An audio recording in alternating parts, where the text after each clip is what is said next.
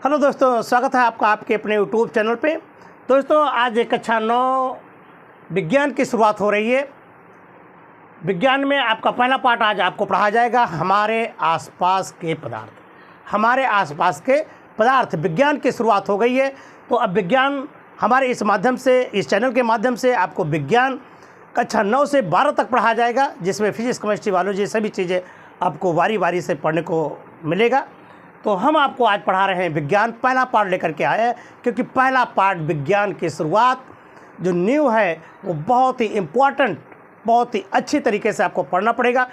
पाठ का नाम है हमारे आसपास के पदार्थ। उससे पहले हम विज्ञान की थोड़ा सा कुछ चर्चा कर लें।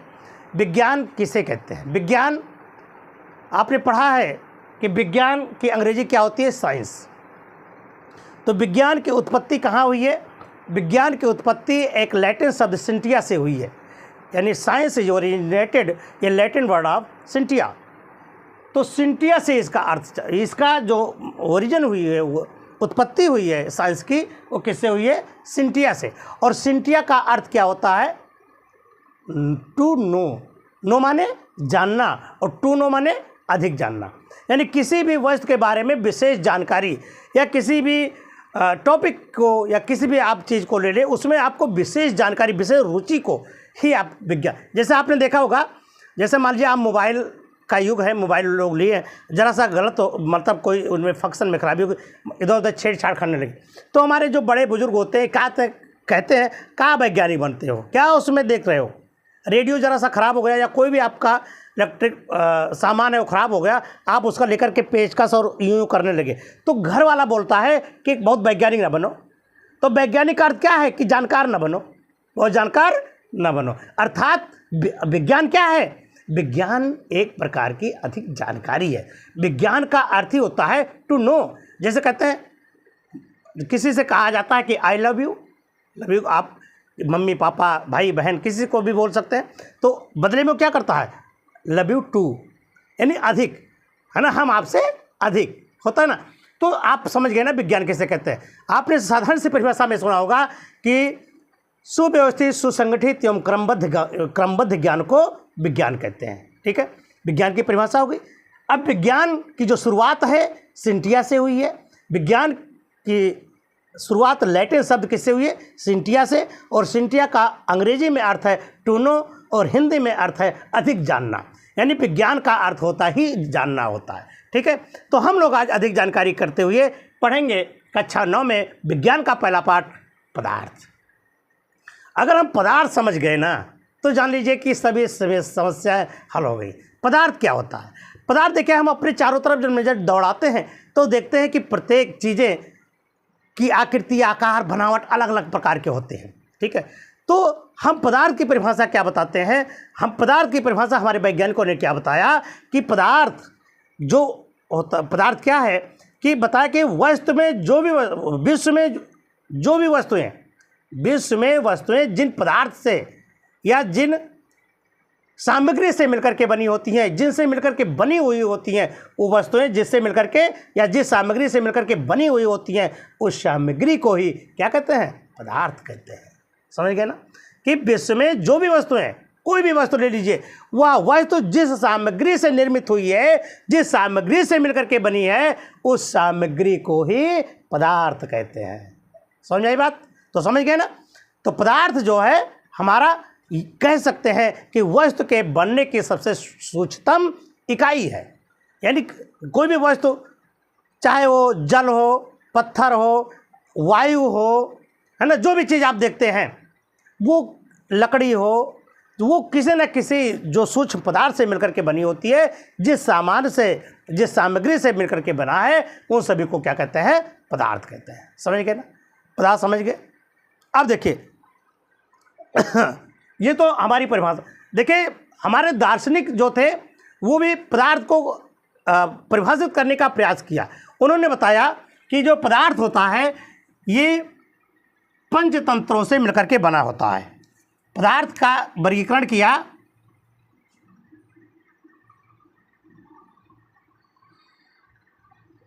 ये, मान लीजिए ये आपका, हमारे जो वैज्ञानिक थे, दार्शनिक थे, उन्होंने पदार्थ का वर्गीकरण किया और बताया कि पदार्थ किससे मिलकर के बने होते हैं। तो हमारे भी यहाँ भारतीय जो दार्शनिक हैं उन्होंने कहा कि छति जल पावा गगन समीरा और पंच तत्व से बना शरीरा, यानी 5 तत्वों से सभी चीज़ों का निर्माण हुआ है। ये हमारे भी इंडियन के दार्शनिक भी बता रहे हैं और अदर कंट्री के भी लोग बताए कि किन किन चीज़ों से, अग्नि, वायु, आकाश, जल और पृथ्वी, ये 5 तत्व ऐसे हैं, इन्हीं से मिलकर के पदार्थ का निर्माण हुआ है। पदार्थ की जो रूपरेखा है, पदार्थ के बनने की जो इकाई है, जिस तरह से कोशिका होती है ना, कोशिका में सेल ऑर्गेनेल पाए जाते हैं, ठीक इसी प्रकार से ये जो आपका पदार्थ है, पदार्थ अग्नि, वायु, आकाश, जल और पृथ्वी, इन्हीं चीज़ों से मिलकर के बना हुआ है। ठीक है, तो आप समझ गए कि हमारा पदार्थ क्या है। समझिए, तो पदार्थ क्या है कि विश्व में प्रत्येक वस्तु जिस सामग्री से मिलकर के बनी है उसी को पदार्थ कहते हैं। वैज्ञानिकों ने पदार्थ को 5 भागों मतलब इनका वर्गीकृत किया और बताया कि पदार्थ हमारे अग्नि, वायु, आकाश, जल और पृथ्वी से निर्मित है। ठीक है, ये है हमारे पदार्थ। ठीक है, अब देखिए, ये तो हमारे दार्शनिकों ने कहा, पुराने वैज्ञानिक। आधुनिक वैज्ञानिक ने क्या कहा? तो ये तो आपकी पुरानी विचारधारा हुई। जो आधुनिक विचारधारा है उसमें क्या हुआ, उसमें बताया गया कि पदार्थ को 2 वर्गों में विभाजित किया गया है। कितने में? 2 में। ये पदार्थ को 2 वर्गों में विभाजित किया गया। एक है उसके भौतिक गुणधर्म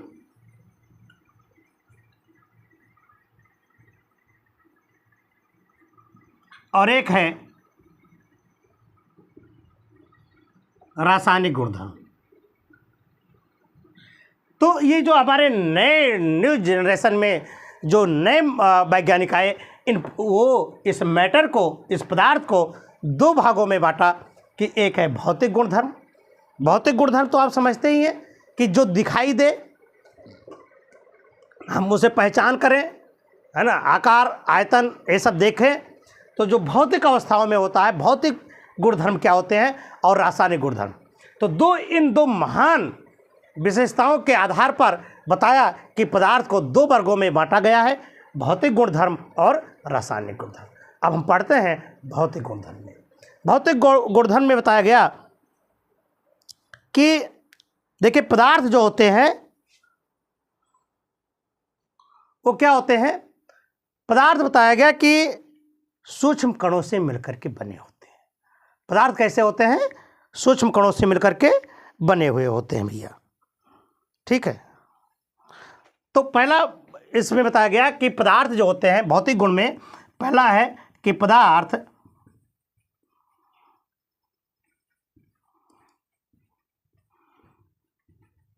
सूक्ष्म कणों से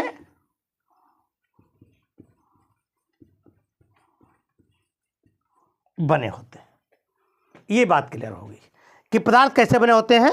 पदार्थ अति सूक्ष्म कणों से मिलकर के बने हुए होते हैं। तो क्या होता है कि पदार्थ कणों से मिलकर के बने होते हैं, तो क्या होता है कि उसके लिए एक बीकर लेते हैं। ये मान लीजिए आपका एक बीकर है, इसमें आप आधा जल भर दें। देखिए, इसमें आधा जल भर दिया गया। ये जल, ये आपका बीकर है और ये आपका क्या है? जल। ठीक है, इसमें ये बीकर है, इसमें 100 ml जल भरा गया है। कितना? 100 ml, 100 ml इसमें जल भर दिया गया है। अब क्या होता है कि इसमें 1 चम्मच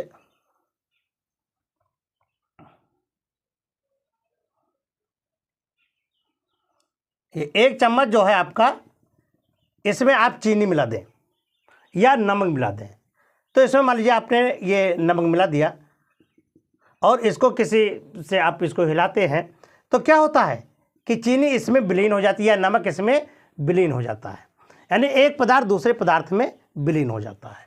अब देखिए ये एक आपका पदार्थ था और ये जाकर के चीनी या नमक इसमें क्या हो जाता है, विलीन, और आपको दिखाई नहीं देता है, समांगी मिश्रण बन जाता है ना।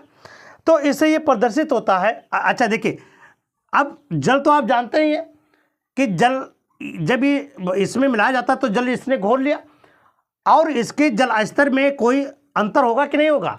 नहीं होगा, क्योंकि ये जो आपका नमक या चीनी है, आप जानते हैं कि पदार्थों यानी जो द्रव होता है, द्रव में कणों के बीच में रिक्त स्थान होता है, और ये रिक्त स्थान जाकर के उसी में ये समाहित हो जाता है, चाहे आपका चीनी हो चाहे नमक हो। तो आप क्या देखें कि बताया गया कि इससे ये प्रैक्टिकल से सिद्ध होता है कि पदार्थ जो है वो कणों से मिलकर के बना हुआ होता है। क्लियर? पहला पॉइंट क्लियर हुआ कि पदार्थ कणों से मिलकर के बना होता है। दूसरा देखिए,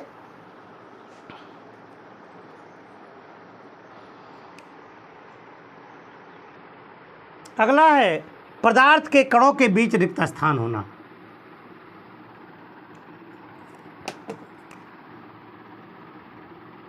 पदार्थ के कणों के बीच रिक्त स्थान। तो पदार्थ के कणों के बीच में रिक्त स्थान पाया जाता है। ये देखिए कैसे होता है कि जैसे मान लीजिए आपका एक बीकर लेते हैं और इसमें क्या करते हैं कि पानी भर देते हैं, और इसमें डिटॉल, समझते हैं, डिटॉल का एक ढक्कन इसमें अगर मिला देते हैं, चीनी या पोटेशियम परमैंगनेट मिला देते हैं, तो क्या होता है कि इसके रिक्त स्थान में ये क्या हो जाता है, समाहित हो जाता है। अर्थात इसे सिद्ध होता है कि परमाणु के यानी पदार्थ के कणों के बीच में रिक्त स्थान होता है। इसको और अभी डिफिनेशन इसको और बाद में भी और विस्तार से पढ़ा जाएगा, लेकिन ये समझ लीजिए कि पदार्थ के जो भौतिक गुण में है, भौतिक गुणधर्म में है, वो क्या है कि पदार्थ के कणों के बीच में रिक्त स्थान पाया जाता है। क्लियर? अगला देखें। देखिए अगला इम्पॉर्टेंट जो फैक्टर है, जो अगला इम्पॉर्टेंट गुण है वह क्या है कि पदार्थ के कण एक दूसरे को आकर्षित करते हैं। ठीक है, यह बड़ा ही इम्पॉर्टेंट है कि पदार्थ में जो कण होते हैं वो एक दूसरे को क्या करते हैं, आकर्षित करते हैं। ठीक है, जैसे मान लीजिए इसको समझने के लिए क्या करते हैं कि जैसे मान लीजिए ईद मिस्मी समझते हैं, ईद मिस्मी नृतक होता है, जिसमें क्या होता है कि एक दूसरे का हाथ आप पीछे से ऐसे पकड़ लेते हैं। जैसे मान लीजिए हम खड़े हैं इधर, तो एक को ऐसे पकड़ लेंगे और इधर वाले बाजू वाले को इधर, तो ऐसे पकड़ लेंगे, वो आगे को पकड़ लेगा, वो आगे को पकड़ लेगा, और ऐसे बना करके एक घेरा बना लेगा। ठीक है, ऐसे। तो ईद मिस्मी नृतक उसको कहते हैं। तो उसमें दोनों हाथों से आप पीछे से उसको जकड़ कर पकड़ लेते हैं, फिर हमारे बाजू वाले को आगे पीछे ऐसे एक सर्कल बना लेते हैं। फिर दूसरे को क्या, इस तरह से एक मान लीजिए एक आप घेरा बना ले, दूसरे में क्या होता है कि आप हाथ को पकड़ लीजिए, और तीसरे में क्या होता है कि केवल उंगली को ही टच करिए। तो अब आप देखेंगे कि सबसे ज़्यादा जो आप मतलब एक दूसरे से को छुड़ाने, अगर कहें कि हम उसको अलग करें, तो सबसे ज़्यादा बल किस में लगेगा, जो ईद मिस्मी नर्तक हैं, यानी जो कणों को जो मतलब एक दूसरे को पीछे से पकड़े हुए हैं, उनमें बल ज़्यादा लगेगा। फिर उससे कम उसमें लगेगा जो हाथ से पकड़े हुए हैं, और जो उंगली से टचिंग है उनमें सबसे कम लगेगा। ठीक है, तो इससे ये प्रदर्शित होता है कि क्या होता है कि पदार्थ के कण जो होते हैं एक दूसरे को क्या करते हैं, अट्रैक्ट करते हैं, आपस में आकर्षण बल बढ़ाते हैं। ठीक है, तो ये आपका सिद्ध हुआ कि पदार्थ के कण में आपसी आकर्षण होता है, यानी आपस में आकर्षित होते हैं। क्लियर? अगला देखें। तो अगला है, आपने गुणधर्म पढ़ा, अब है पदार्थ की अवस्था। तो पदार्थ की कितनी अवस्था होती है, अमूमन पदार्थ की कितनी अवस्थाएं पाई जाती हैं? तो पदार्थ की अवस्थाएं कितनी होती हैं? अमूमन यहाँ पर 3 अवस्था पाई जाती है। कितनी? 3 अवस्था कौन कौन सी है? तो पहला है ठोस अवस्था। कौन अवस्था? ठोस अवस्था, सॉलिड स्टेट जिसको कहते हैं, इसको कहते हैं सॉलिड स्टेट। अगला है द्रव अवस्था। दूसरा क्या है आपका?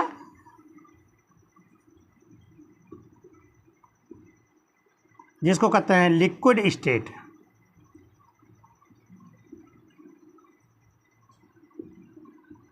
और तीसरा है आपका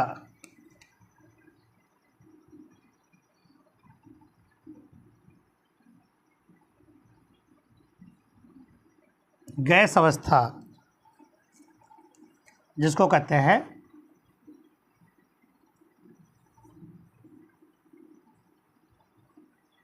गैस स्टेट।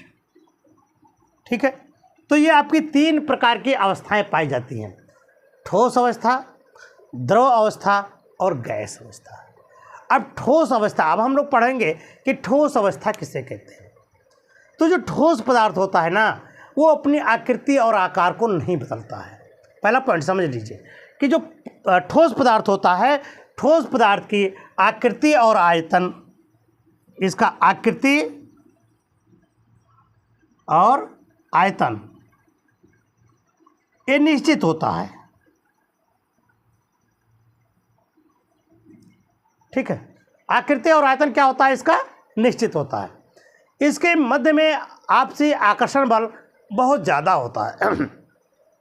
ठोस अवस्था में पदार्थ के जो कण होते हैं बहुत पास पास स्थित होते हैं, जिससे इनके आपसी आकर्षण बल ज़्यादा होता है, इसलिए इनका आयतन और आकृति दोनों निश्चित होता है। क्लियर?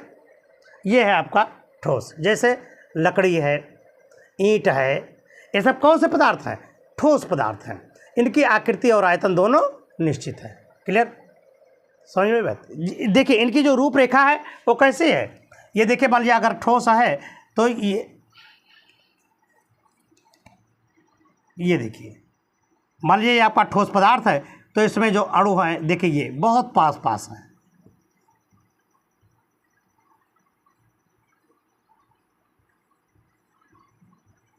ये देखिए, यानी इनके कणों के मध्य में जो स्पेस है वो काफ़ी बहुत ही कम होता है, नगण्य के बराबर होता है, और आपसी आकर्षण बल सबसे ज़्यादा होता है किसमें? ठोस पदार्थ में, यानी ठोस अवस्था में। अगला है पदार्थ की द्रव अवस्था। जो द्रव अवस्था होती है, देखिए द्रव अवस्था में इनका कोई आकार निश्चित नहीं होता है, इसमें तरलता का गुण पाया जाता है, इसलिए इसका आकार लगभग लगातार बनता बिगड़ता रहता है, लेकिन इसका आयतन निश्चित होता है। जो द्रव होता है, द्रव का आयतन निश्चित होता है। एक चीज़ और कि इसके जो कण होते हैं वो ठोस की अपेक्षा कुछ दूर दूर होते हैं। देखिए ये ठोस की अपेक्षा देखिए यहाँ पर कुछ दूर दूर होते हैं, यहाँ पर देखिए आपके दूर दूर पर है, और इन कणों के बीच में स्पेस पाया जाता है, अर्थात कुछ अंतर पाया जाता है, इसलिए इसके जो कण होते हैं ना वो गति करने के लिए स्वतंत्र होते हैं। किसमें? गैस अवस्था में। गैस अवस्था में जो ये कण होते हैं इनमें आपसी आकर्षण बल भी कम होता है। किसके अपेक्षा? ठोस की अपेक्षा इसमें आपसी आकर्षण बल कम होता है। ठीक है, आपसी आकर्षण बल कम होने के कारण क्या होता है कि इनका आकार निश्चित नहीं होता है, आयतन निश्चित होता है। जैसे क्या है आपका, कोई उदाहरण में देखिए, उदाहरण के तौर पर जैसे आपका जल है ना, डीजल है, केरोसिन है, पेट्रोल है, ये सब हमारी कौन सी अवस्था में आती हैं? पदार्थ के द्रव अवस्था में आती हैं। ठीक है, दूसरा गैस अवस्था में। गैस अवस्था में ओहो, अब पूछो ना, गैस अवस्था में तो पदार्थ के जो कण होते हैं ना वो काफ़ी दूर दूर होते हैं, यानी स्पेस बहुत ज़्यादा होता है। और जब स्पेस ज़्यादा होगा तो आपसी आकर्षण बल बिल्कुल नगण्य होगा। तो देखो हमारा पस देखा है जिस पर किसी का कंट्रोल नहीं होता उसे आवारा कहते हैं। ठीक है, तो जब आपसी आकर्षण बल है ही नहीं तो मर्जी इधर जाए, मर्जी इधर जाए, चाहे ऊपर जाए या नीचे जाए, उसमें कोई रोकने की क्षमता है नहीं, यानी एक दूसरे से कोई संबंध है नहीं। तो क्या करेगा? आवारा हवा का झोंका हूँ, जिधर मर्जी उधर चला जाए। ठीक है, तो जो गैस होते हैं, गैस के जो ये होते कण होते हैं काफ़ी ये दूर दूर होते हैं, काफ़ी दूर दूर होते हैं, और इनमें आपसी आकर्षण बल नगण्य अर्थात ना के बराबर होता है। इसलिए अच्छा देखिए, जिसका कोई ठिकाना ना हो अगर पूछे कि भाई वो कहाँ पर हैं तो कहें भैया अभी तो यहाँ पर थे और अब पता नहीं भाई, उनका कोई निश्चित पता नहीं है। तो इसलिए इनकी न तो आकृति और न आयतन कोई निश्चित नहीं होता। आकृति और आयतन दोनों निश्चित नहीं होते, ना तो आयतन और ना आकृति, दोनों क्या होते हैं, अनिश्चित होते हैं। ठीक है, समझ में पा रहे हैं। तो ये हो गया हमारा गैस अवस्था। ठीक है, तो ठोस अवस्था, पदार्थ की तीनों अवस्थाएं हो गई, ठोस अवस्था, द्रव अवस्था और गैस अवस्था। ठीक है, ये तीनों अवस्थाएं हो गई। हम अगले वीडियो में आपको पढ़ाएंगे अवस्था परिवर्तन, और इसके जो टॉपिक बचे हुए हैं वो आपको अगले वीडियो में मिलेगा। आप पढ़ते रहें, मस्त रहें। हम फिर मिलेंगे अगले वीडियो में, तब तक के लिए नमस्कार, जय हिंद।